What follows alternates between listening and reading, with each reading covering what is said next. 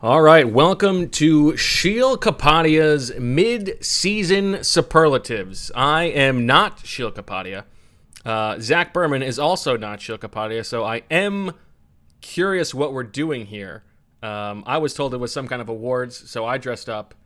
It appears to be that was not your guys' reaction. But Sheil, you just unveiled your mid-season All-Pro team. I don't know why you did it now instead of waiting until halftime of Sunday's games. But let's talk about that a little bit. Who was the biggest snub from your All-Pro team?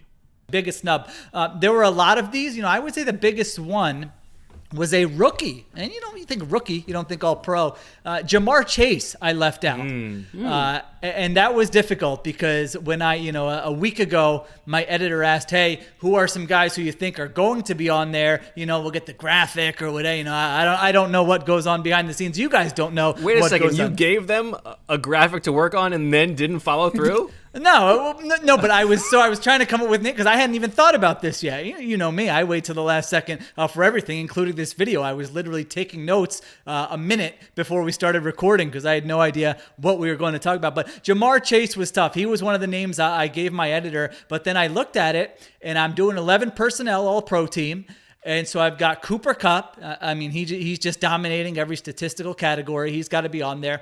Deebo Samuel, I don't know if you guys have noticed the year that Deebo Samuel is having, but he's having a monster season. Oh, I've noticed. You've noticed? Is he on your fantasy team or something? No, that's just a Birds with Friends callback.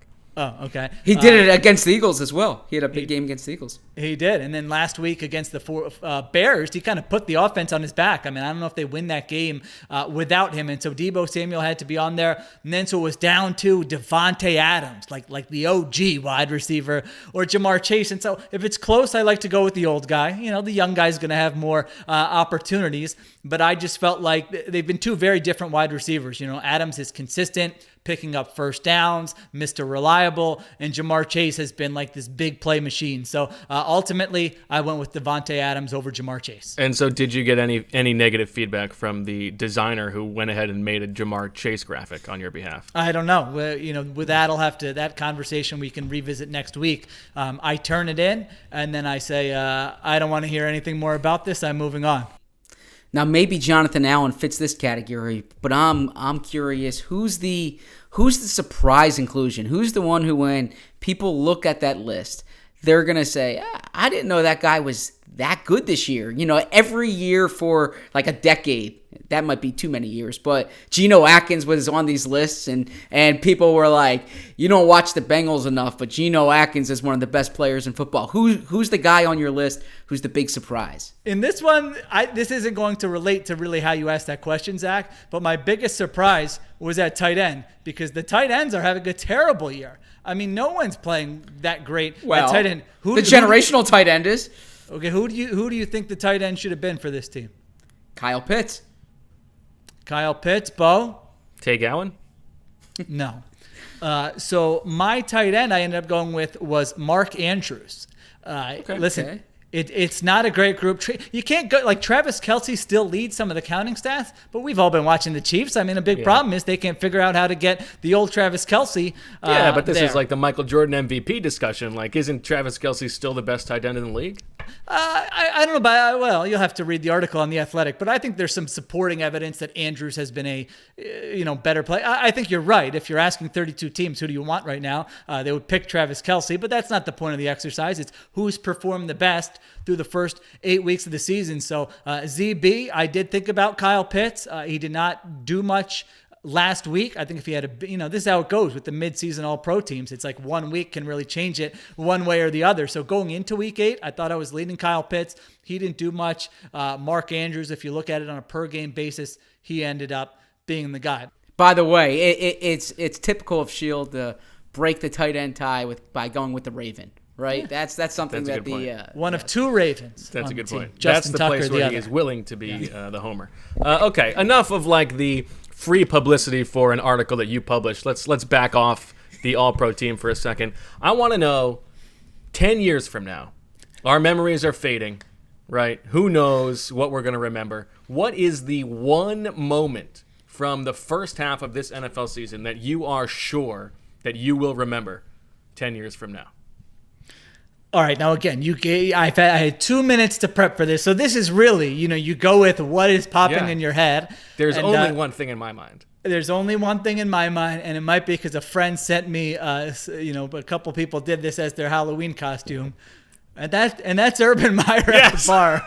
I was going to ask you what's the restaurant of the year for the first half, but Urban Shop House, we're on the same page. I mean, honestly, if you're asking me, because I don't know, I think I'm going to be able to remember this because I don't know that Urban Meyer is going to have more than 1 year in the NFL. So if you say, hey, it was 2021, Urban Meyer was the coach, what do you remember from that season? I'm going to be able to tell you what I remember from that season is Urban Meyer at the bar, his team putting their hands in and doing 1, 2, 3 grind during the week of practice. Not taking the plane back. Not taking the plane back. And, I'm sure there will be another chapter to be written with that team. By the way, I don't know have you guys ever seen a team have 12 men on the field on back-to-back plays on defense? No. The Jaguars, no one was paying attention to this game, but the Jaguars actually did that last week. They had 12 men on the field. They get a penalty. Then they go back out there. Then they have to call timeout because they still have 12 men on the field. I mean, at least pretend that you're paying a little bit of attention, Urban. Maybe they thought it was one of those loopholes where you can't commit the penalty twice in a row. Like you can't call timeout twice in a row. Maybe. Once you get called for 12 men, you're allowed to keep 12 men. I don't know.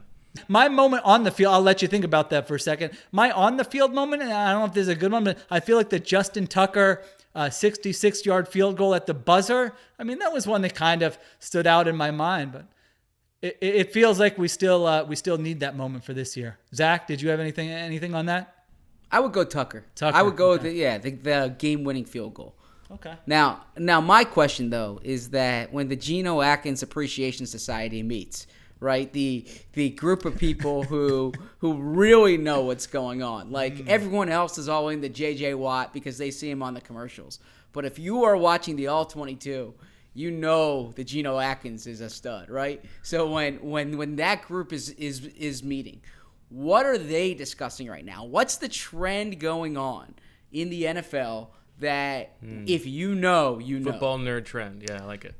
I gotta say, you're making me yearn for like football analysis 9 years ago. I mean, you could legitimately come out with that Geno Atkins take.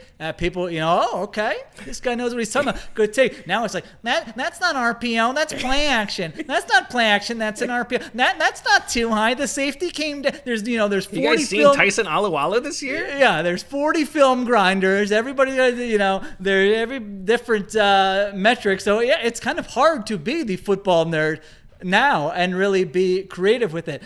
So mine, I don't know that it is that creative, but anyone who was watching Monday Night Football this week certainly heard the Mannings talk about it.